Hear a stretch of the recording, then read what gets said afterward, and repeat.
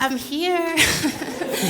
I've thought about you all so much. I woke up this morning thinking about you and feeling you in my heart and in my gut. And when I sat down and I thought about what I was going to say this morning, what came out was not exactly a speech, if not somewhat of a prayer or a poem or something that I'm holding in my hand.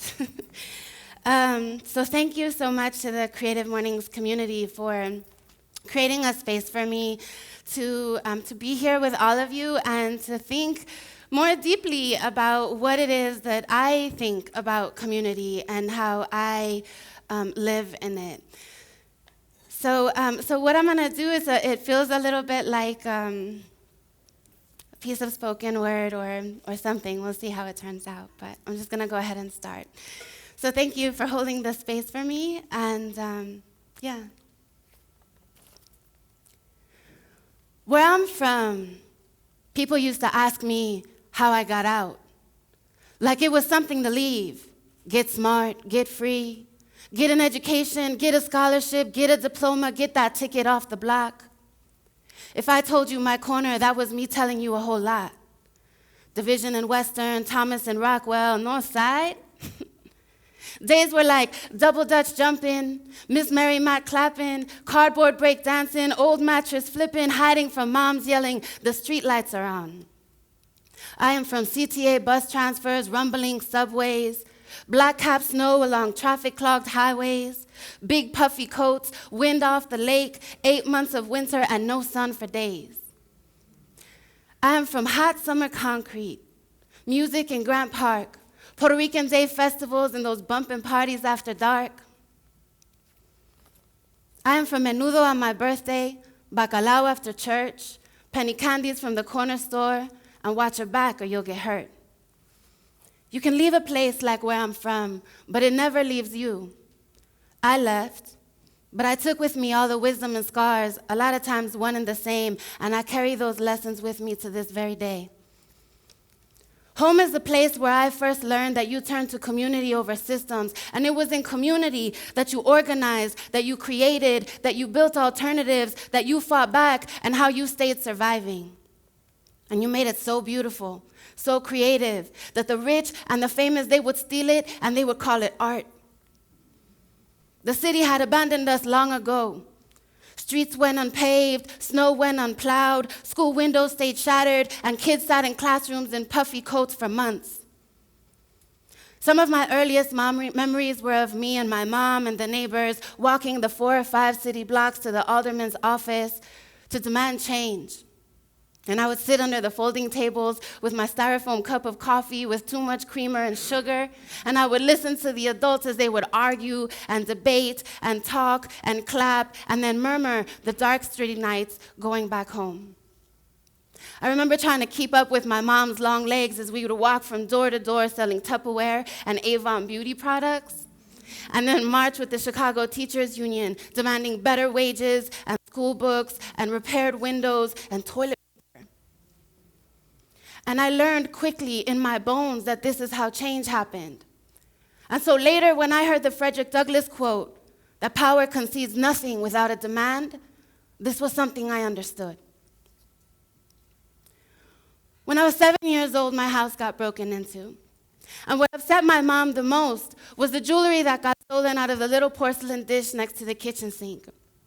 It wasn't worth much, not much more than sentimental value. But in my neighborhood, you didn't call the police. And when you called the police, it only caused more problems for everyone. They were not there to help us. But it was all right, because we had our own systems. And our system, at that time, was the Latin disciples. And to you, that might seem like something just purely dangerous and wrong. But to me, that was just us. They were all kids from school. They were families from the block. We knew each other's moms. So my mom paged Coyote and Bird. And within a few days, they showed up at our front door, 2 shorties in tow, holding my mom's jewelry, crying and apologizing, and our house never got broken into again. But those kids got to go home. And when I walked home every day from school, I would wave at Coyote and Bird standing on the corner. Chimamanda Ngozi Adichie warns of the danger of the single story. I understand this because I didn't see thugs and gangbangers. I saw the boy who was an altar boy on Sundays. I saw the dad who dropped his kid off at school. I saw the boy I had a crush on. So whenever I hear the single story that they try to tell us about who we are, I remember that it is not true. That in fact, we are so much more complicated than that, so much more multidimensional, and that in our moments of being so worthy and so beautiful and of contributing so much, we can also carry such a deep capacity for destruction and violence. When I was 14, I was that, complicated, broken, lost. I didn't know anymore what it felt like to be nurtured or loved or held softly. So I destroyed, and I hated, and I hurt others. But someone saw that I could be worthy, and someone saw that I had something to give, and so they assigned me community service. And they placed me in a place called the Children's Place. It was on Augusta in Sacramento. It was the first place I ever worked, and it was 1992. And my neighborhood had been ravaged by crack and AIDS and the war on drugs. At that time, people still thought that AIDS was a disease that hurt the gay community, but we knew better. And so my job was to work at the Children's Place, a hospice for babies who were born addicted to crack, HIV positive, or were dying full-blown AIDS. My job was just to hold them, and to love them, and to nurture them, and to comfort them. Babies born addicted to crack are notoriously difficult to soothe. It's like it hurts them to be touched. This was something I understood too. I used to have to hold them and wrap them as tightly as I could in a swaddle of blankets and hold them as still as I could in the dark for hours, quietly, because they couldn't take much more than that. Their immune systems were often so compromised that you couldn't touch them without wearing surgical gloves, and I wondered if they missed the feeling of skin. Sometimes those babies got better enough to go home, and sometimes they didn't, and we lost them, and it broke my heart. But it was okay, because these were our babies. And for a 14-year-old girl who needed to learn love and nurturance and patience and courage, nothing could have been better medicine for me than holding those babies in the dark. It was my first experience in realizing that being of service, that being with your community in its deepest struggles as they mirror your own, that changing your relationship with oppression from being an object to being a verb, that this was powerful medicine. Being in community is how I survived. It was never about how the community needed me. It was how deeply I needed the community. And yes, how we needed each other. Because those in power were not going to take care of us. They had left us long ago, and because they didn't care. And in fact, even if they did, and even if they wanted to, they didn't know how, because they couldn't see us. All they saw was our single story. But in each other, in our collective, we could keep each other safe. We could hold each other in the dark. We could show up for each other and hold each other's creative, visionary resilience. That seemingly ridiculous, rebellious, resilient audacity to dream that so often came into being because we were used to being told no and less and impossible and can't, and yet we did anyway. We built yes for each other and more than enough and some way out of no way. And the brilliance that came off the blocks and corners became nationwide movements, became multi-billion-dollar industries. Became the words and dances of white middle America that had no idea what it was channeling. And when what is now coming off those corners where Coyote and Bird used to stand are words like liberation and colonization and white supremacy and gentrification and Black Lives Matter and fuck ICE.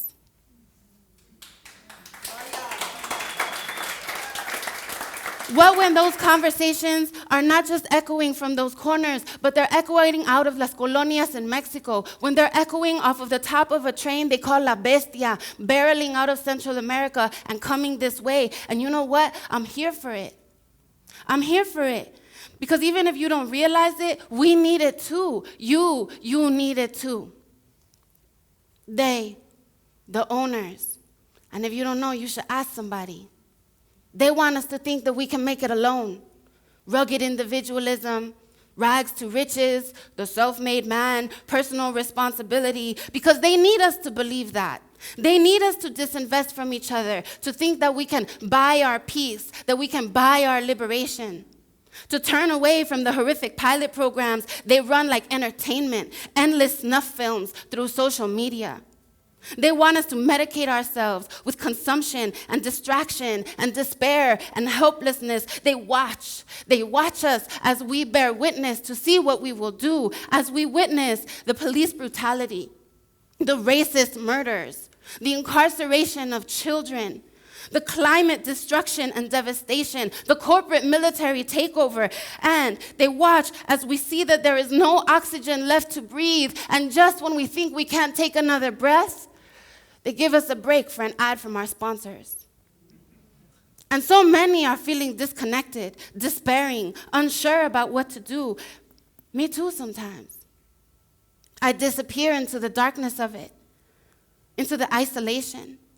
And I forget that I am not alone, that I was never alone, that we are many. And that when we come together in our power and our resilience and our resistance, that we are a force. There's a mural painted on the wall of a retrofit Walmart in the deserts of Texas. They're holding refugee children there separated from their parents. It is a painting of the president with a quote in Spanish that says, "Even when we are losing the battle, we will find new ways to win the war." And our children, they walk by this mural every day on the way to class, wondering if they will ever see their parents again. There's so much to say about this. And the words, sometimes they elude me. But we cannot afford to be in our silence. We do not have the luxury of being paralyzed in our despair, because we carry with us a deep knowing of this history and the history of this nation and its dark potential of what this path leads to and what it does, and the reality that it has been doing this to our children for centuries.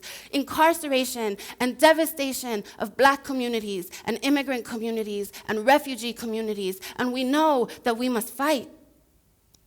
But we also know that in this history, there were always the helpers, the light workers, the healers, the defenders, and we find each other. Just when the overwhelming collapse of despair and darkness abounds, there is a flicker and just enough light to take one more step, to sit holding meals together around the flip chart, deciding what we're going to do to protect our community this time. To hold a sweet-smelling baby while their mother meets with immigration attorneys trying to figure out how they're going to get their husband out of detention. To laugh as the volunteer acupuncturists chase us around and beg us to stop running and sit still because the needles are dropping out of our ears. And we fight another day, and we light another day, and we build for each other an edifice of hope. Alice Walker wrote, "There is always a moment in any kind of struggle when one feels in full bloom, vivid, alive. One could be blown apart in such a moment and still be at peace. To be such a person, or to witness a person in this moment of transcendent presence, is to know that what is human is linked by a daring compassion to what is divine, and that people who have decided to stand arm in arm and side by side with each other have expressed who they really are, and ultimately to declare their love for the world and each other enough to be that which is the foundation of activism." The foundation of activism.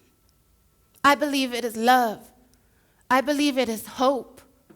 I believe it is sacred and ancestral. It is radical visions of liberation that are more spiritual than anything of this place. It is the belief that by being light, by bringing light, by holding our small flames together, that we create the possibility that the divine might outshine the dark shadows of oppression. They're all around us. And like a moth to the flame, I am drawn to them. I have seen them and been in circles of light, of prayer and song, and grieving and celebration and organizing and resistance and action. And for as long as I can, I will shine with them.